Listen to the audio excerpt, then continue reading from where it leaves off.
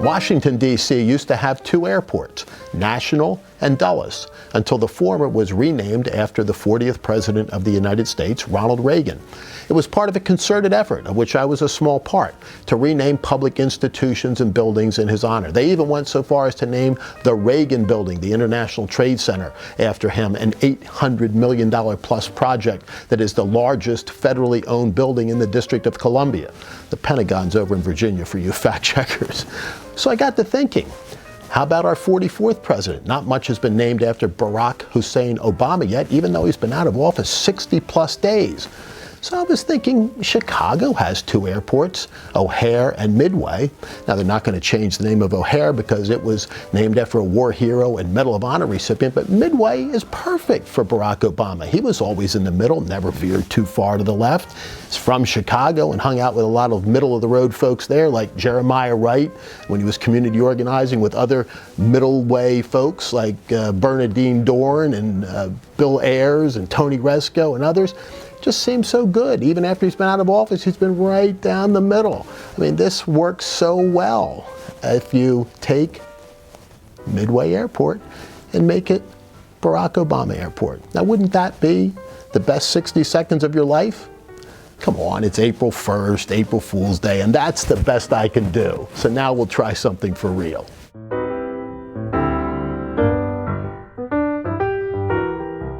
This week, it's likely that the United States Senate is going to take up the nomination of Neil Gorsuch to be an Associate Justice of the United States Supreme Court.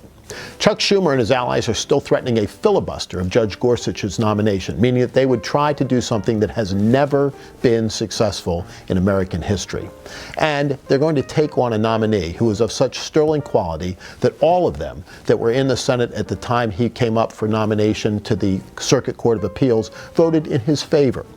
So I think it might be interesting if Mitch McConnell and the Senate Republicans said, go ahead, make our day, and force the Democrats to go to the floor and talk for hour after hour after hour, stonewalling the nomination of Judge Gorsuch and not allowing a simple yes or no vote on his credentials, which are above reproach, and the Senate Democrats have not even been able to lay a glove on.